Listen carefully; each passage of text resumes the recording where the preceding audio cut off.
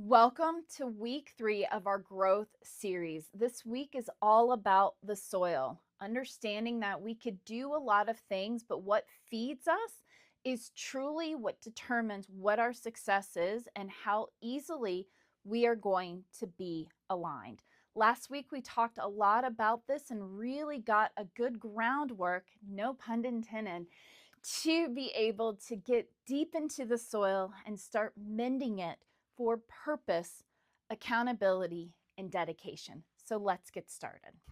So, if you've ever felt that you are the most toxic person to yourself, the frenemy you wish you never had, this week is for you. So, the soil is this gateway to our inner self. It's our beliefs, it's our feelings, it's our thoughts, it's all the narratives that we have picked up along the way, and all the implicit memory that we have on what our value, capacity, and motivation is all going to be. It's what is contained. When I say stress is capping all of this. And instead of being able to access it for the good and the growth, what we're doing is we're blocking growth for survival. And we're getting into all of the survival narratives, all the survival implicit messages. The good is there. The value capacity is there. Our brain is going to deprioritize that and prioritize survival. And so as we look at the soil, we don't want to look at it. Remember, there's no hierarchy above and beneath the soil. What we're trying to do is build an inner garden, an inner soil underneath, below that soil access, so that we're right there on the ground. We have the basement and we have the root cellar. And in those, we can easily go through and find what is useful, what feeds us, and pulls us away from those survival instincts that are not serving us anymore. And how do we find outputs in all of these places that really help us to align our mind and body and push forward for that success that we yearn for, the purpose that we have, instead of getting into these reactionary tendencies? Activation will happen. What we're trying to do is find integrity among that activation. And what makes this so difficult is the fact that our survival brain takes precedence over, or truly our survival body. Those body reactions are taking precedence over our conscious mind. And so logically we know, but emotionally, I can't feel, that acceptance and my awareness acceptance action framework, that's what we're looking at this week. Because acceptance allows you to shift those data points, to let go of the invalid data points that are not serving you, that were never yours. They were somebody else's trauma projected onto you, somebody else's narrative, that in order for them to receive perceived control, they put that out onto you. Those are invoices you're collecting from other people, and you're accruing that debt, or you're giving that debt to somebody else to pay. That's what the survival brain is doing. And so it's not easy, but as we find alignment, especially through micro steps and reshaping the principles and beliefs and values that shape us, and saying, is this my decision or is this an expectation that I feel like I need to perform? Then that becomes the pivot that is so impactful this week. So how this shows up in everyday life is through attachment, through our universal constructs, through our perceived expectations, and our reactionary emotions. And the 3 paths, 1 human story really shows us that in our relationships, we want closeness, but sometimes it feels scary to put ourselves out there or to be vulnerable. At work, we want success, and we find ourselves overperforming, over-engaging, which is actually losing value, not gaining it.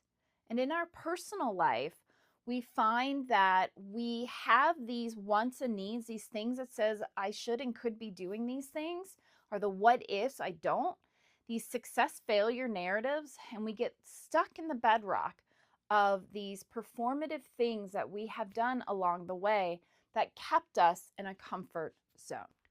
And so the deeper truth to all of this is going back, that composting, cultivating mental blooms in April really pairs nicely with this week.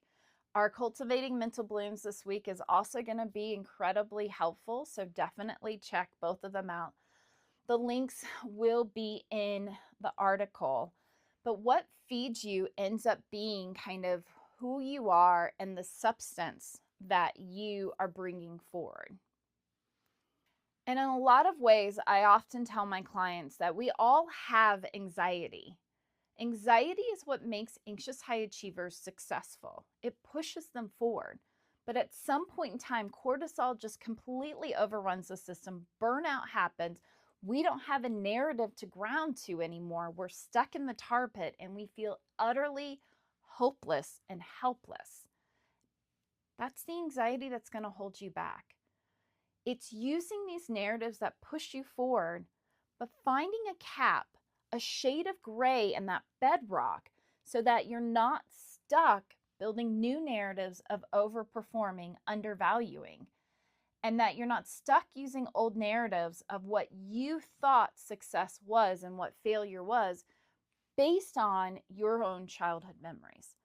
We're going to build shades of gray and we're going to find the nuances.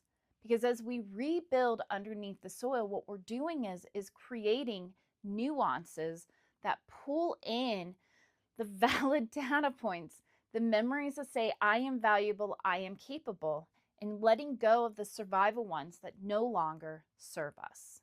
And so the internal shift required, and what we're focusing on this week, is that awareness and presence will determine value and capacity. They're all connected. And so as you use our structure, the containers, the pillars of success, purpose, accountability, and dedication, we're trying to build frameworks and scaffolding underneath the soil. We're going to be focusing a lot in the soil and the basement, looking at the narratives that drive both of us. Last quarter, we did a 12-week mini course that is amazing, available to our paid subscribers. And we actually explore what these narratives are. I walk you through it. I ground with you. We learn something. We ground and process the information. We apply the information. We ground again.